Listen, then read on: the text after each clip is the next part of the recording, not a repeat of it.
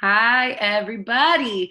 Welcome, welcome, welcome to WTF is happening when I sing. Um, I want to just first start by saying hello. Thank you for being here. Thank you for participating today.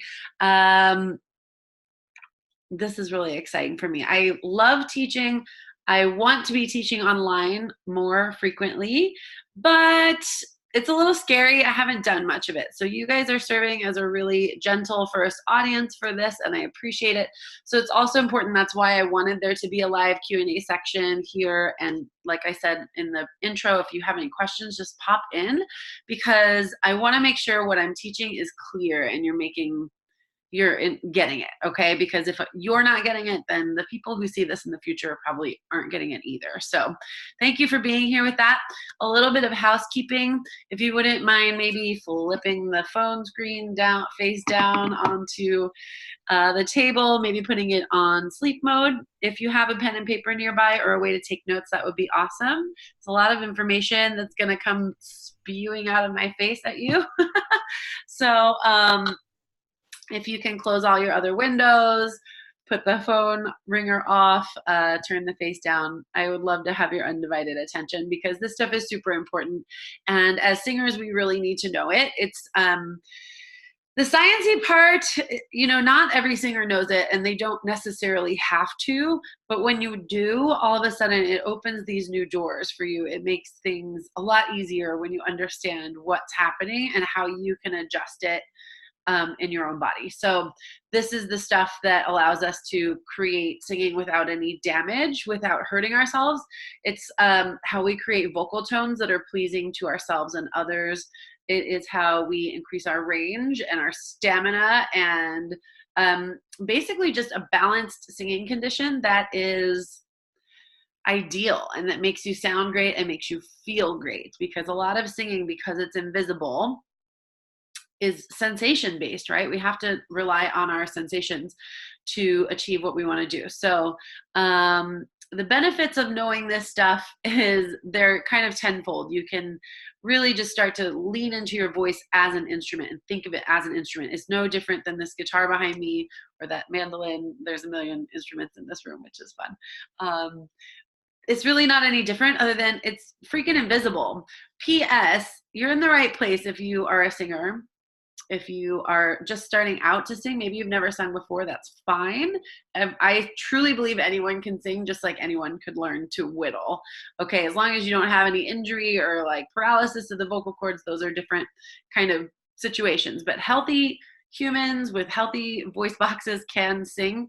It's a little easier for some than others, but it's just like any other craft. You can learn how it works and then build the skill set with time, practice, patience, and a little compassion for yourself. So you're in the right place if you're just wanting to start a singing journey. If you're already a pro, this stuff is going to really help you out.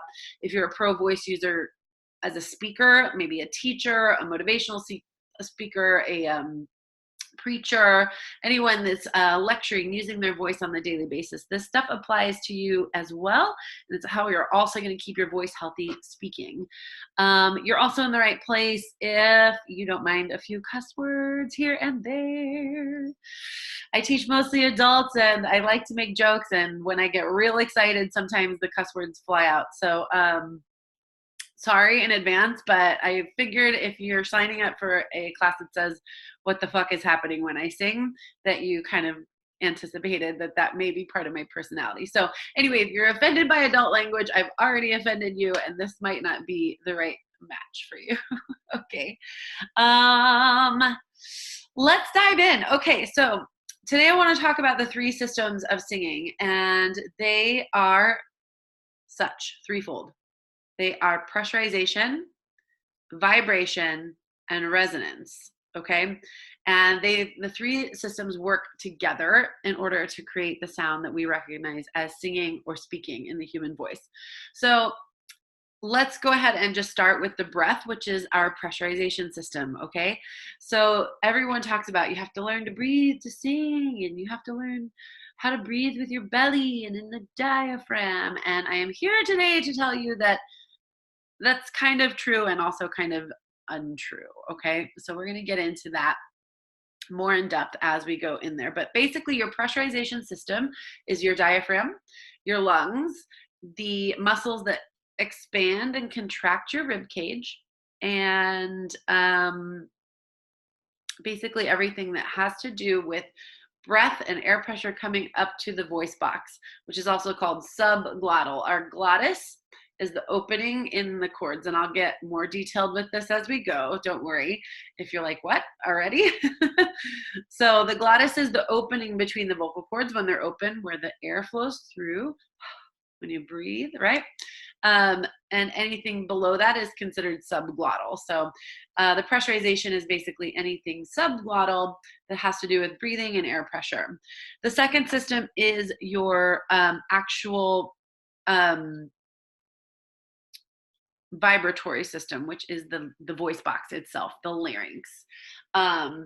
The voice box itself is a very complicated mechanism, and we'll look at the really important parts as we move forward today. But know what's important about it is that it's where your vocal cords are housed.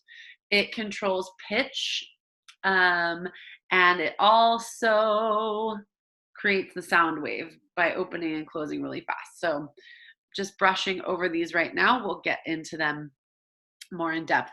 So it's basically creating vibrations, which create sound waves, vibratory system, all living right here in the voice box. The resonance system is basically, it starts in the pharynx, which refers to the tube that runs down our throat and out to sing. It starts in the throat. So you do have some resonators here in the throat, but the ones that we're probably the most concerned about and that are really important to learn about as a singer tend to exist in the face, in the mask, in the nose, and a lot mostly in the mouth, okay? So those are our three systems: pressurization, vibration, and resonance, okay? So let's get a little bit more in depth, and we will start with the pressurization system, because singing always starts with breathing. So people say, I'm going to share my screen with you and bring up a couple things. People always say you have to breathe from where? Let's see if I can, 1 second. Okay, are you guys seeing Melanie on there? It doesn't really matter. Let's see if I can make you smaller, Melanie. There we go. Great. Okay, so the diaphragm. The diaphragm is a muscle that lives right beneath your lungs, and it is shaped like an upside down cereal bowl. Okay, so when you breathe in, the muscle contracts and it flattens. So it goes more from like a cereal bowl shape to a plate shape. Sorry, guys, I'm a little distracted by the tech. Be patient with me for 1 second. Can you see me is the question, or can you only see my screen?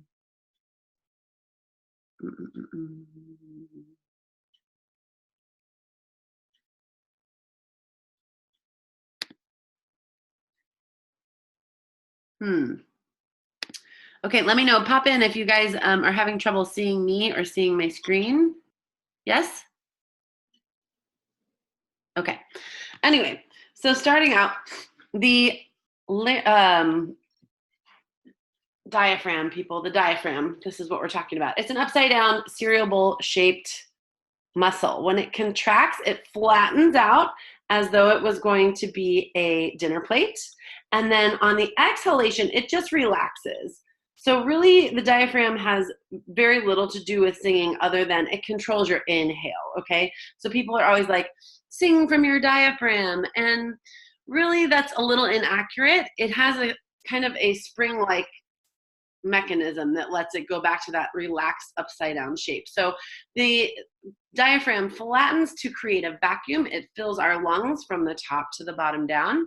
And then as you relax that muscle, the spring-like action takes it back up to that relaxed upside down cereal bowl shape. Okay. So what's important to know about that is just you want to start to recognize that inhalation. Yes, ma'am? Hello?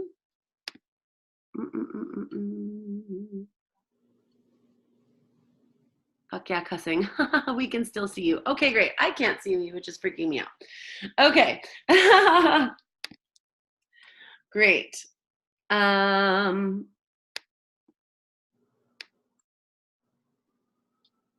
So where'd it go?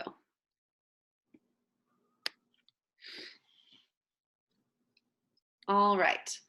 So you're kind of getting the idea here. This upside down cereal bowl, it flattens out on the contraction, releases up. I hear someone trying to talk. No? Okay.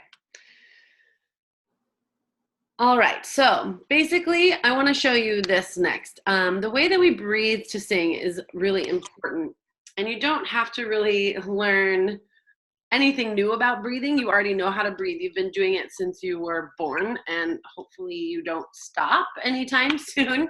So in order to breathe like a singer, there's just a few things that we want.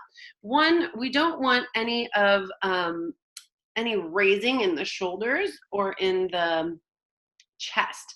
So a lot of times you tell a new singer to take a deep breath and they go, or they go, right? And all of this is creating tension, and it's also only using like the top third of your lungs, right? And when we sing, we really need all of our lungs in order to support big, full, nice sounds.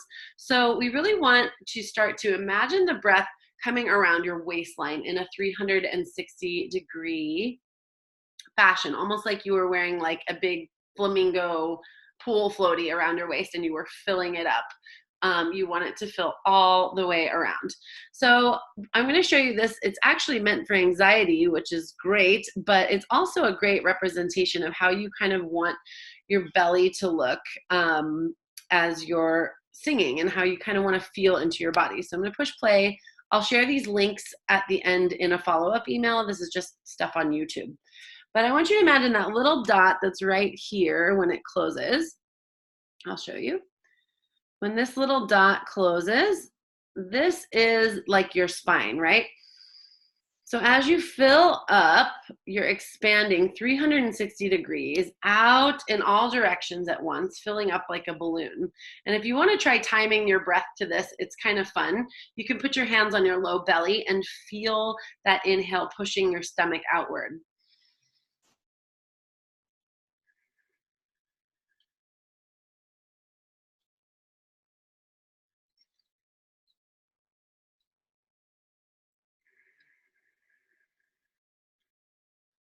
Okay, so notice not only is it moving outward as you inhale, and that's how you should feel an expansion in your low belly like that, but it's also going inward as you exhale. So when you're all the way out of air, you should really be kind of squeezing your navel toward your spine, getting rid of all of that air. Okay, so I'm going to leave that for you in the follow-up email if you want to practice with it. It's also super great if you are freaking out.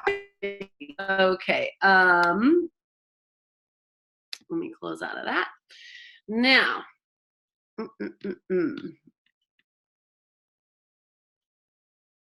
let's see if I can go back. Stop share.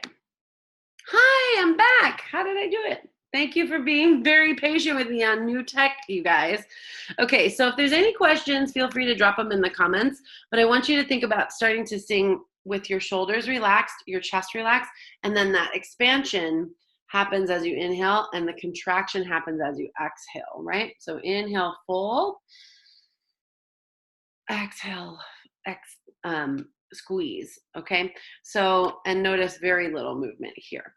Great. The next thing I want to show you too is actually also a YouTube video that I'll leave for you. And it's a great demonstration of how you can find this, which is to use a book.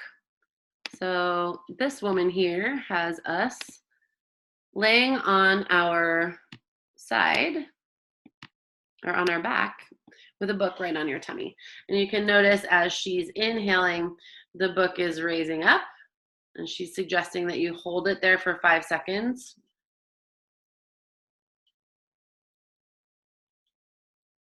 And then as she exhales, her belly is flattening. She's squeezing navel towards spine to fully exhale. And then the next step of this, once you've got it laying down, is to start doing it standing up. And the book is a really wonderful prop because you can see it in the mirror moving. You can see it and you can feel it moving. So sometimes when we try and get this into our bodies, it's kind of hard to find. So I'm going to pause her. She's great. I'll send you that video. You can check it out. And then we will move on. So those will be in your email to check out if you want to start practicing to breathe like a singer. Moving on, that air that we create, we vacuum it in as we inhale. As we exhale, we control the slow release of the diaphragm, and that air comes up and it hits the voice box. So we're going to actually move into talking about the larynx itself and what its function is, what it does. So let's first, before I get out onto the World Wide Web with you, let's just take 2 fingers and I want you to find on your body. If you're a man, it'll be your Adam's apple. And if you're a woman, there's just kind of a little bump. And if you speak or hum, you'll feel a lot of vibration right there. Yeah? Okay, so if you've got it, you can put a thumbs up in the comments. If you've got it, that is your voice box. It's also called your larynx. Please say larynx, not larynx. It's a personal pet peeve of mine, and it doesn't matter what I think, it's pronounced larynx. Okay, so as we go along, I want you to notice a couple things. One, if you speak or hum, you're gonna feel vibration there because it's our vibratory system, right? The vibration is caused by the cords opening and closing at a very rapid rate, which I'll get into in a sec. I also want you to notice that it moves up and down. So first, let's take a swallow. Go ahead and just swallow. I have some tea, which helps. If you have a drink, you can just take a drink. Okay. You notice my branded mug? All right. So when I took that swallow, a few things happened. My larynx went up and down. It helps massage the food or drink down your throat, those muscles. And then it also kind of engaged a lot of this. So I'm going to do it again. I want you to watch all this engagement that happens in my neck.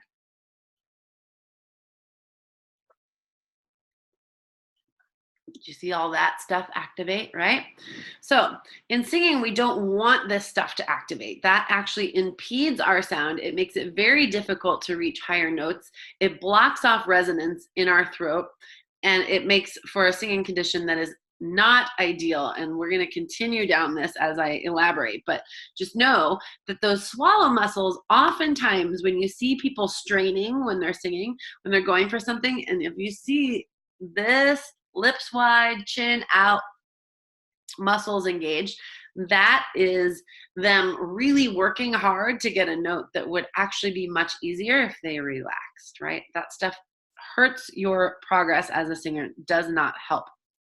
Okay, so let's take a look at the larynx. I'm going to share my screen again. Let's take a look at the larynx and see what it looks like. So,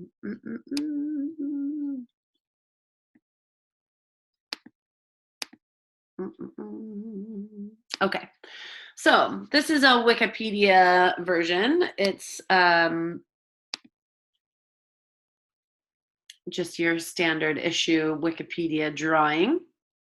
So this right here, this little V, is the Adam's apple. So this is the housing of the larynx. It's made of cartilage, just like your nose. So, you notice in skeletal representations of people, you don't see this because it actually would deteriorate just like the tissue of your nose would after post-mortem.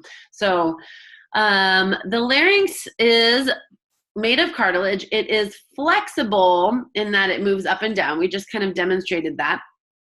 And how this relates to singing is these muscles right here, okay? So this is called the cricothyroid muscle. Singers often refer to it as the CT muscle for short.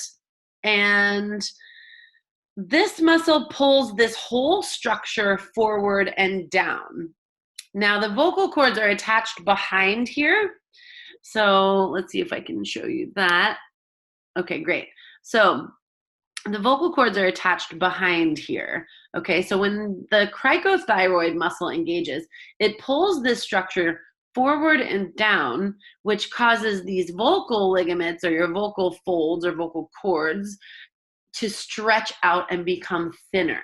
Okay, so when they become thinner, just like a guitar string, the higher strings make higher noises. They can vibrate more quickly. They create more sound waves per second. It goes really, really fast. Okay. The thicker the chords are, the lower the pitch and the more robust the sound is going to be. And that happens right here in this muscle. So the CT muscles here, it is connected to the cricoid and the thyroid cartilage, making it called the cricothyroid muscle. They get named by their location in the body. So this muscle is responsible for pulling down, stretching these cords thinner, and creating higher pitches so that they can move really, really fast and thin, like a skinny rubber band versus like an asparagus rubber band, if that makes sense, or a broccoli rubber band. Okay, this muscle here, this is called the thyroid or retinoid muscle. Sometimes I say these kind of funky, but TA muscle for our purposes. And you can see again, it's connected to the thyroid cartilage and the arytenoid cartilage. So thyroid arytenoid muscle.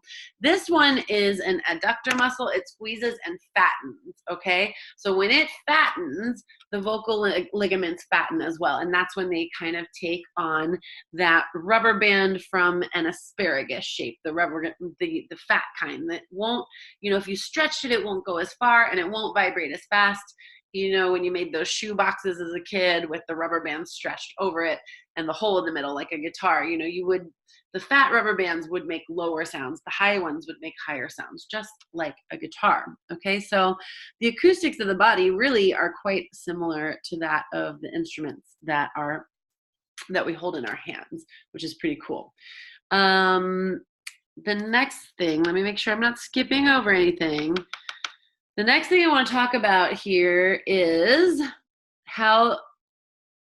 nope, I was wrong. I'm going to talk about the epiglottis. Ooh, that's a fun word, epiglottis. The epiglottis, be prepared. This is an actual body picture. It's not a drawing. Oh, look at that. It's fun. It's like a little leaf-shaped tongue thing behind your dangly thing, your uvula. Oh, goodness. So scientific. So the epiglottis is a really important function, and it has a really important function, which is to close over the windpipe so that you don't die. Okay, so if you have ever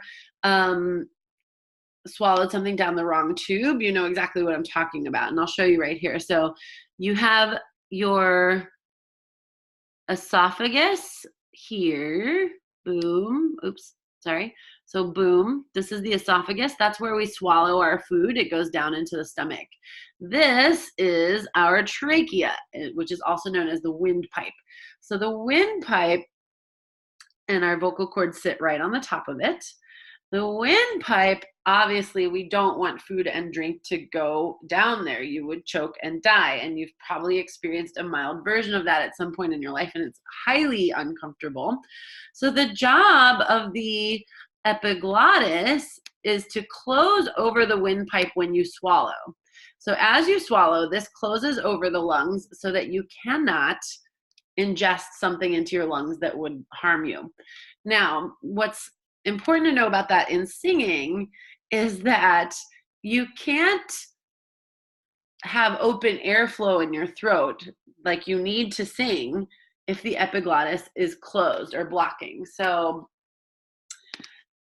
it's kind of like this. Your windpipe is here, the epiglottis opens and closes, okay? So as you swallow, when we engage the swallow muscles, like I showed you earlier, the epiglottis closes. It's like on like a pulley kind of system, right? So as you swallow, this closes because it protects you from choking, right? But it's going over the airflow, right? It's stopping the pressure, the air pressure from coming up and out, which we want when we sing. So when you start to engage the swallow muscles as a singer, you also start to close the epiglottis and block airflow. And that's when we get into those conditions where people start to sound like they're yelling, where they're really strained, and when their like voice is cracking all over the place and it's really unpleasant to listen to. That is often caused by the epiglottis being partially closed over the airway.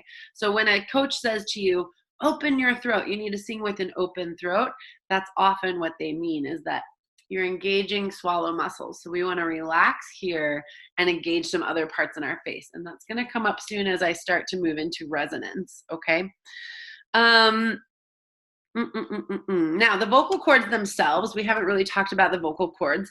It's spelled C-O-R-D-S. It's not chords like you would play on an instrument, which is C-H-O-R-D-S. This is chords as in like a cord you would tie something with, okay? And it is also, if you want to be real fancy, you can call them the vocal folds, okay? And let me see here. I think I have some fun. Oh, that one's really fun. That's out of order. Oh, shoot. Okay, let's see if I can get you to what I want you to say. So, vocal cords in action is what I want you to see. And just as a heads up, this looks a lot like a vagina. We joke in my family and call it our throat vagina. So the vocal folds, let's see if this is right on YouTube. They open and close very, very quickly, like a hummingbird. There we have it. Okay, so you see they're coming together and opening, and that's a little scope that they've stuck down someone's throat. It's probably not super comfortable, but it's pretty cool, the technology that we can see. So that's when it's very open, lots of airflow coming through, and then this is with more compression when they're coming together. Now this camera is slowed down an insane amount of times, and we're going to start talking about sound production here as we move forward. So those little tiny flaps of skin come together, open and close, open and close, open and close. So that's what's creating sound. The air pressure from the pressurization system is coming up, it's hitting the larynx. And as the vocal folds, which are housed inside the larynx, open and close, it disturbs the sound wave, the molecule. So the molecules are coming up, and when you close, the airflow stops for a moment, right? But when you open, it comes back out. So it's almost like a spring effect. When you close the vocal cords, you're stopping that air, and all these little air molecules underneath are hitting each other. They're running into each other and they're getting excited. Lots of energy is building. It's called subglottal pressure. So the air pressure builds from the lungs, comes up, hits the closed cords, and then they get all excited and bump into each other. And that bumping into each other action is what creates the sound wave, okay? So there's a couple cool things to know about the way the cords open and close. So if they were closing at this rate, let's say, no, I'm going to back up. Okay, so the amount of times per second that your vocal cords open and close is what determines your pitch, okay? So like a guitar or any other instrument, we tune the pitch A to 440 hertz, okay? So 440 is A, and it's the same for your voice. So if I were to hit an A on the guitar, that string will be vibrating 440 times per second. If I sing an A in my voice, it's opening and closing my cords 440 times per second, okay?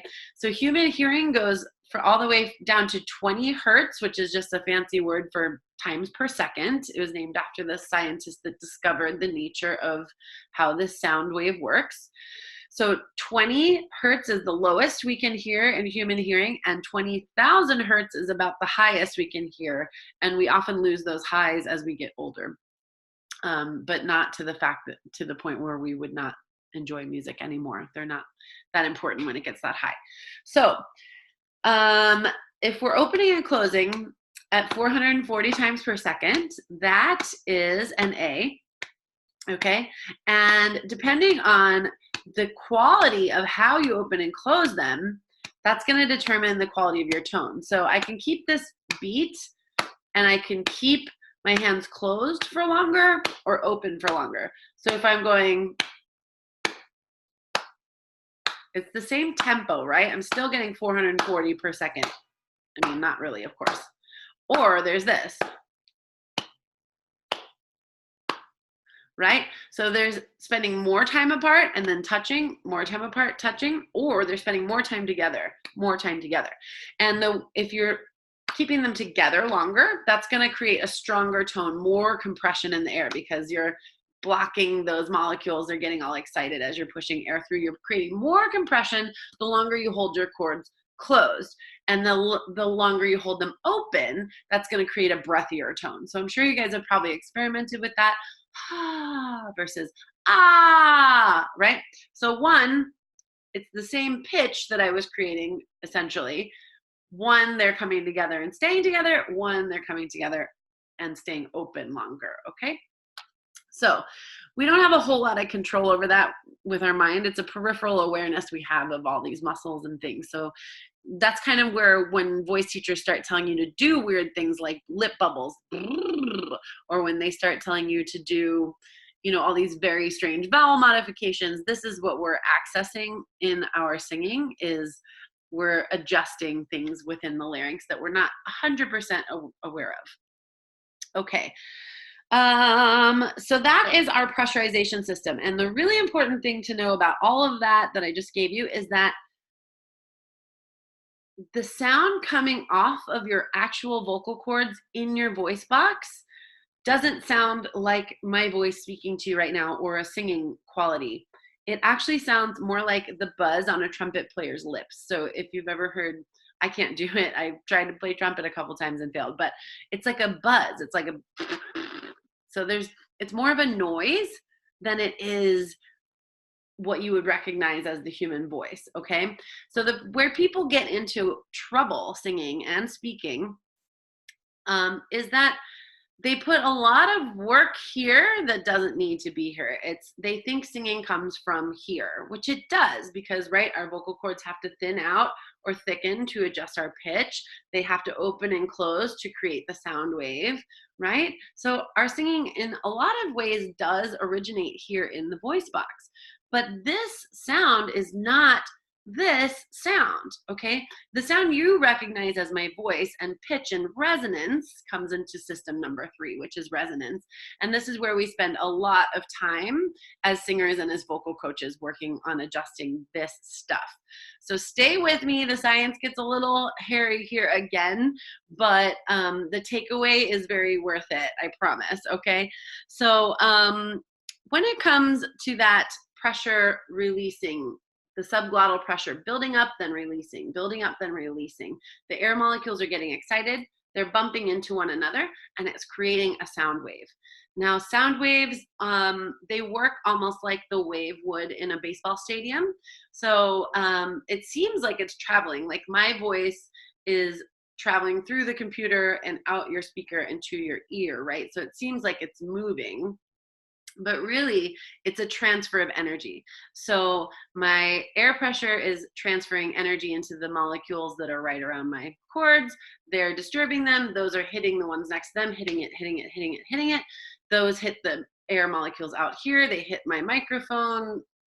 That's, who knows what happens once it hits the microphone, but then it gets to you and your air molecules are getting bumped into until it reaches your ear, and it's happening in a contagion effect, okay? So just like at a baseball game, when somebody stands up to do the wave, if you watch the wave go around the stadium, it looks like it's traveling, right? It looks, you can see it, you can follow it.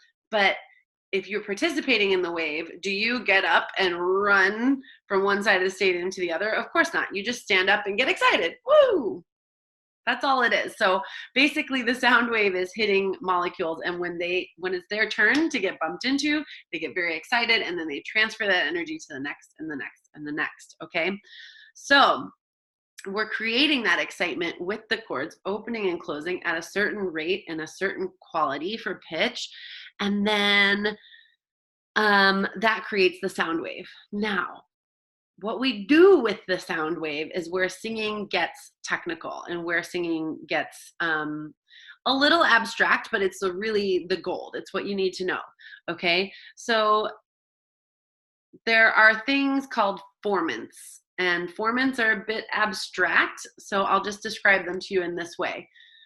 It's a quality, it's a measurement of how the sound reacts in a space. Okay. So for example, you might have known somebody, I'm going to completely put a date on my age right now, but there was like a couple guys in my high school that had to have the like super bassy sound systems in their car, right?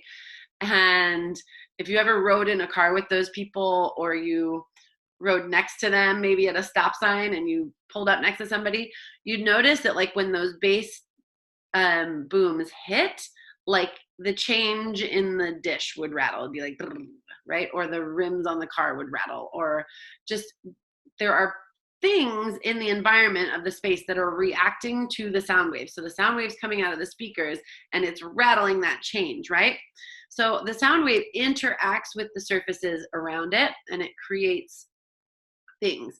It creates reactions. And so it's the same reason that if you're somebody who plays gigs a lot, and if you've ever noticed that your PA system in one room, you have to kind of EQ it differently. You have to turn up your highs because it's getting absorbed, or you need to boost your bass because it's getting lost, right? So it's the same reason that we can't just allow our soundboard to be set at a standard and just let it go, because when we change rooms, the formants in the room change, and it changes the way that the sound reacts to the space around it.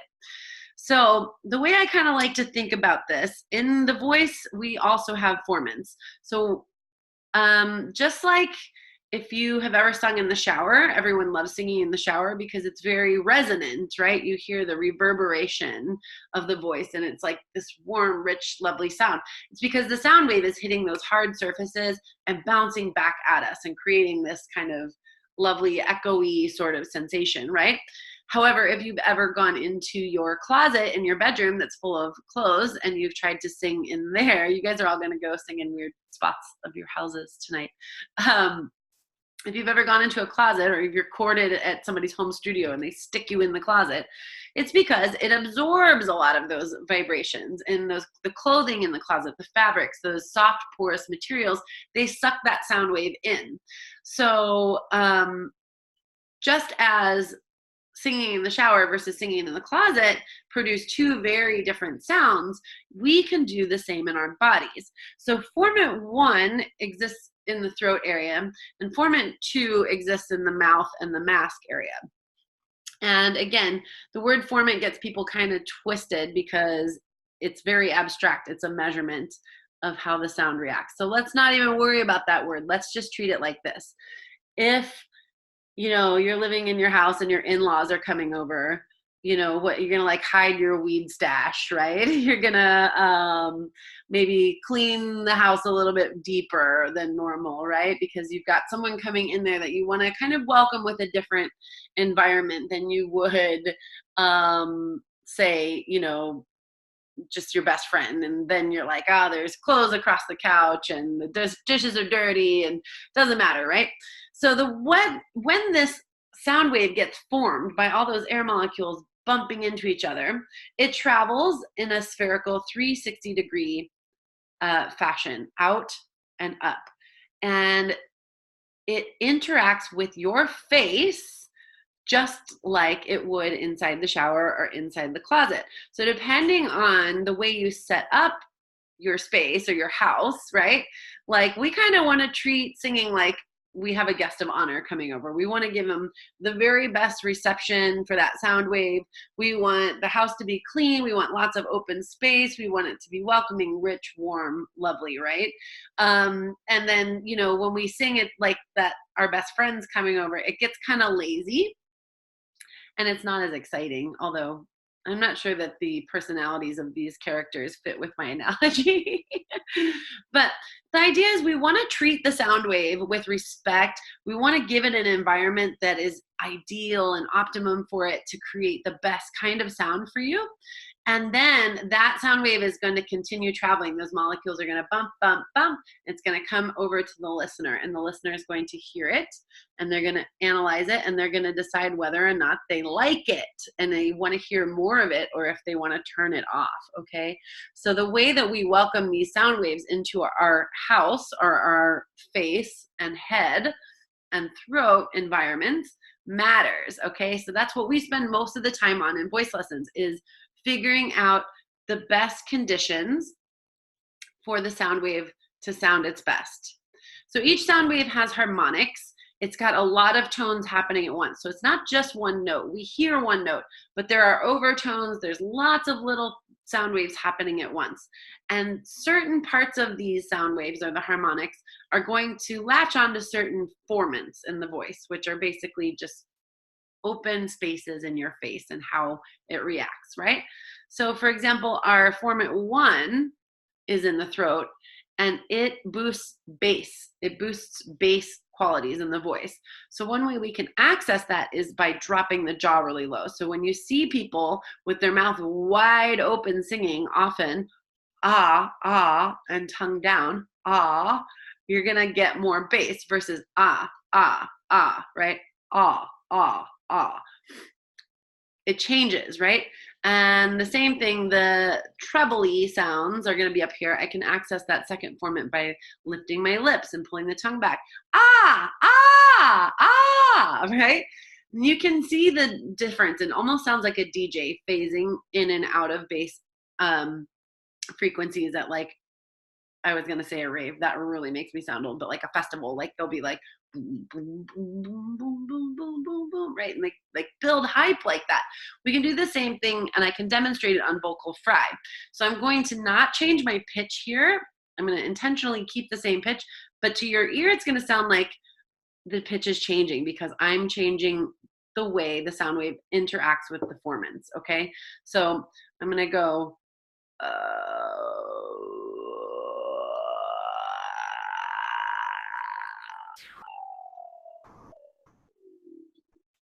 pretty, huh? But do you see how when I change the shape of my face and my mouth and my tongue, I'm changing the quality of what parts of the harmonics you're getting heard boosting, okay? So the trick in singing is learning to kind of find the ideal balance between the formants, the shape of your face, and vowels. So vowels are really, really important to singing, and it's the first thing that's going to get adjusted when you bring a song to a voice coach. We're going to come in, we're going to adjust your vowels. So a lot of people are going to be like, somebody yesterday was singing House of the Rising Sun, and they were going, my mother was a tailor. Okay, and it was like, they're like, oh, it sounds pinched, it sounds strained, I don't like it. And the first thing we had them do was drop the jaw, pick up some bass boost, and narrow, and drop the tongue. So we're creating more space for that sound wave to develop, and we're taking out the the wide, and we're making it long. My mother was a tailor, right? Notes weren't right, whatever.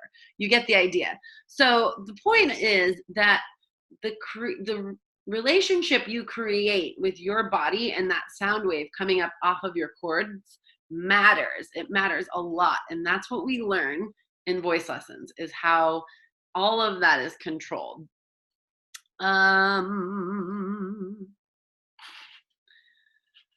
Let me see, am I forgetting anything?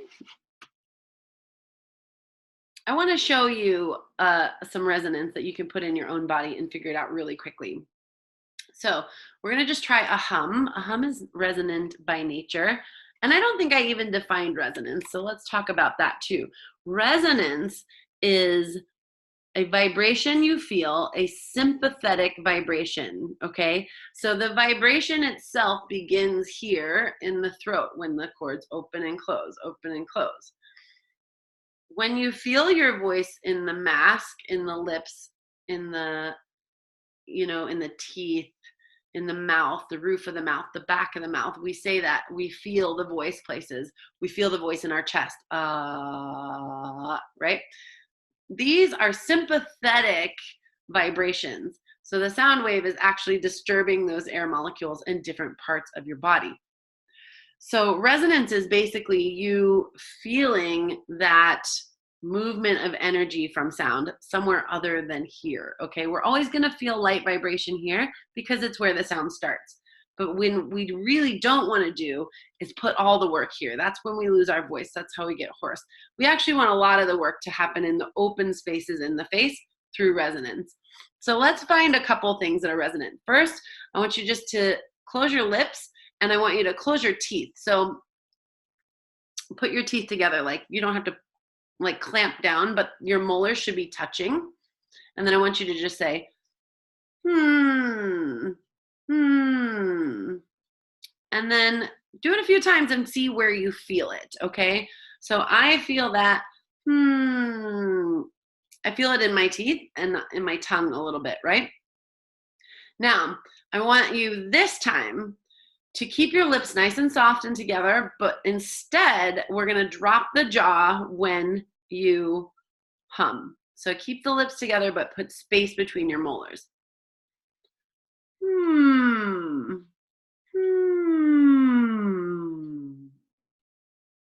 Did you notice any difference?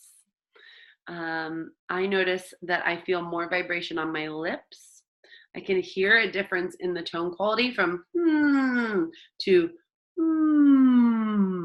You hear more of that bass boost, right? When I lower the jaw, you hear a richer tone. And when I close it, that is creating a brighter sound, okay? So the way that we control these things are with our articulators: lips, teeth, tongue, jaw, soft palate. Let's find the soft palate. Soft palate also plays into it. It's like when you yawn. I'm gonna go ahead and make a yawn so you can.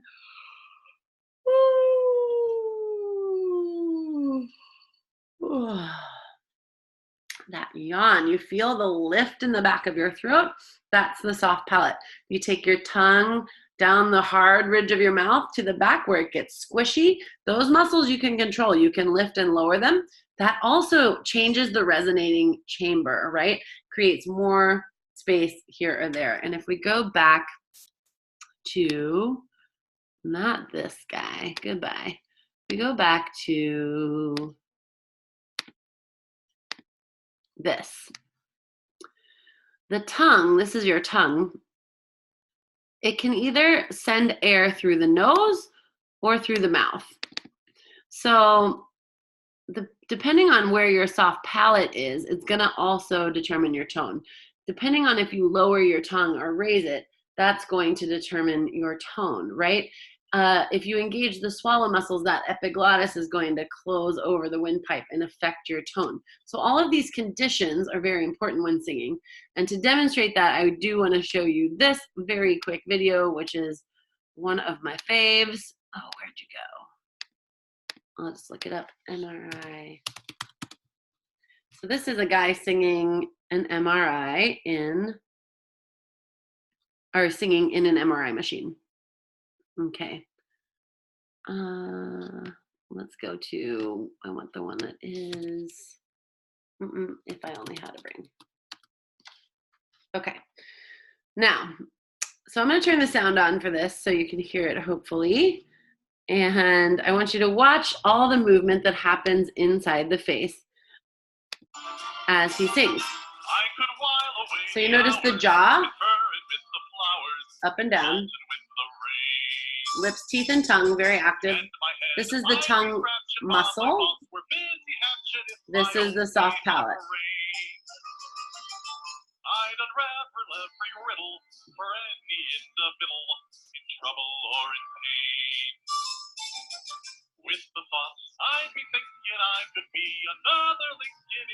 Now pay attention when he goes for this high note. You're going to see all this space open up. Look at all that. Why? We're not seeing the video. Uh-oh. Oh, that's because I didn't share my screen. Sorry. Let's try this again. Again, thank you for your patience. You guys are amazing. We're almost done. So if you're getting antsy, don't worry. We're going to wrap up very shortly.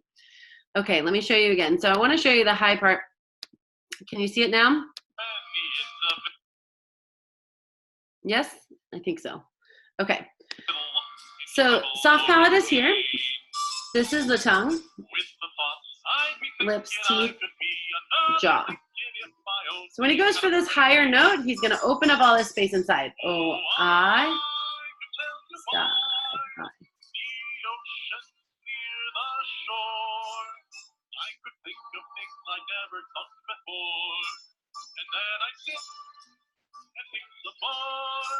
Good.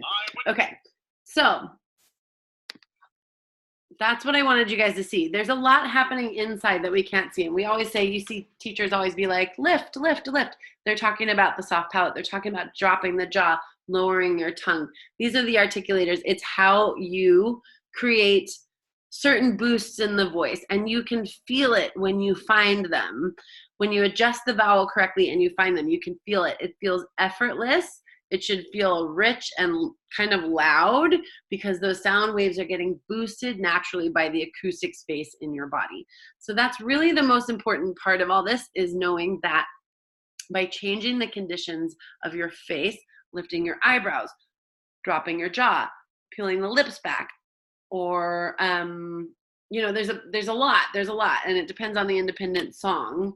We get in voice lessons and we look at certain words and we look at certain phrases and we figure all that out. So that's the important takeaway here, is that you must create the condition in your body for that sound wave to exist in the best possible, most balanced way. And it should feel, when you get it, it feels pretty effortless. It feels pretty easy, okay? So the last thing I'm going to leave you guys with is the fourth system. We don't really have a fourth system. Those are the three. The air pressure comes up, the vibration creates the sound wave interacts with your surfaces, creates resonant sound, okay? The fourth system is your mind, from me. And I want to just touch on it really quickly because it's a really important part of how I teach personally. Is your brain controls your instrument, okay? So like if I grab that guitar behind me, my hands control it, right? I'm going to push down my fingers on the fretboard. I'm going to learn a strumming pattern in this hand, and it's all laid out before me. There's all these frets. I can learn what they mean. I can learn what the notes mean, and I can play it with a little practice, right? And the voice is really no different, other than it's invisible. That's fun. And then also, it's as though we come with a disconnect in there. There's a head voice and a chest voice, or now these days, mode 2 and mode 1. A lot of people are referring to it. And there's a break in the middle, right? And connecting it is next to impossible. So the mind plays a really important part here in learning to sing, because unlike a guitar, which you play with your hands, you're controlling all of this with your mind. So mindset's super important, not only in the woo-woo side, like if you're practicing something and you're getting stuck and you just keep going, oh, I can't, I suck. Oh, that is creating a command for your voice. That thought is literally creating a command. So it's a cool trick you learn when people are singing things that they're having a hard time with, especially high notes. We'll often ask them to imagine themselves coming down from above the note. Instead of reaching up for it, we'll imagine themselves setting themselves onto the note, placing it down nice and light, coming at it from above. And even just that mental imagination will often fix the problem, because the brain is telling this what to do. And if you keep thinking it's too high, it's so hard, then it is. There's just no way around that. Your body will respond to that thought pattern, okay?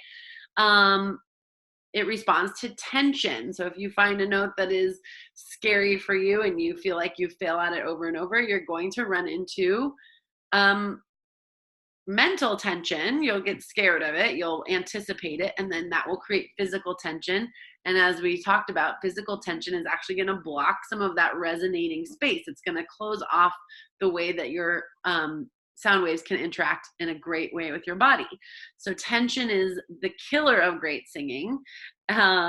And a lot of tension comes from our mind, right? So it's really important to stay calm, to take, to focus in on the breathing, to speak positively to ourselves as we're learning all this, because it's a lot to learn. It's complicated, and we have to get in there and start putting it into our bodies to understand it. And if we're feeling frustrated, which you absolutely will feel frustration when learning to sing, it's important to back up and say, oh, I just haven't figured this out yet. Let me try something else. Trick your mind into it.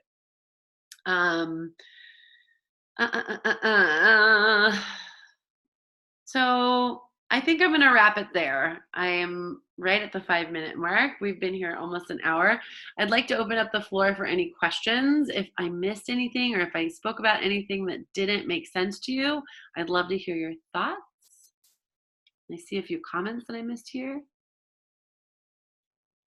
Everybody's like, I can't see your screen because I screwed it up. Anybody questions?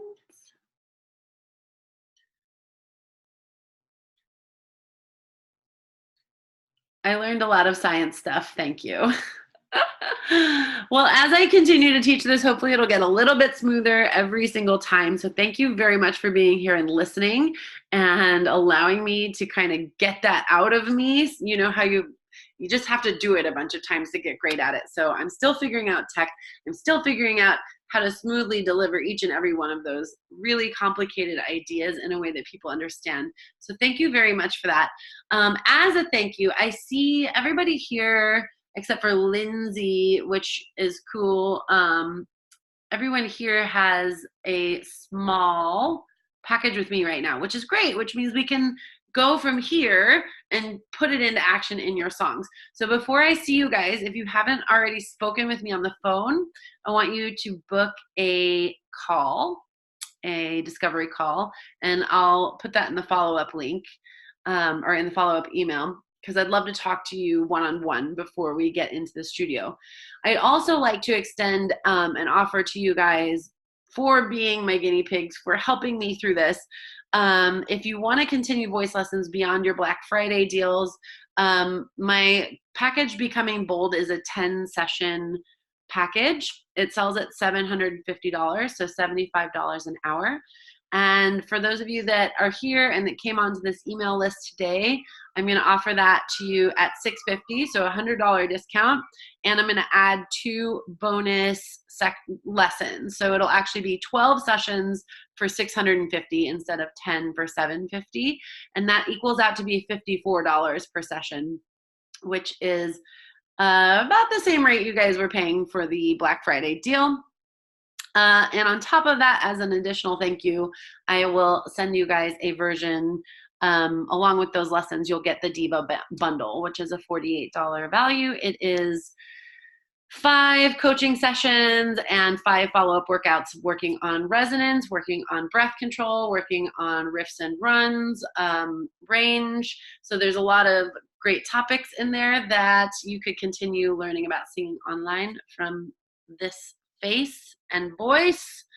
So yeah, if you decide you'd like to work with me beyond today, you will be eligible to get that. So $650 for 12 sessions plus the 5 online lessons and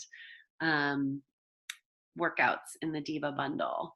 And I think in that bundle, I even included a bonus mindset thing. So there's a lot happening there for $54 a session. If you're interested, let me know. I will follow up with an email with all you need to know and all these resources we looked at today. If you want to spend some time with them without me pushing weird buttons for you, they will be there. Thank you so, so, so much. I hope you have a wonderful day.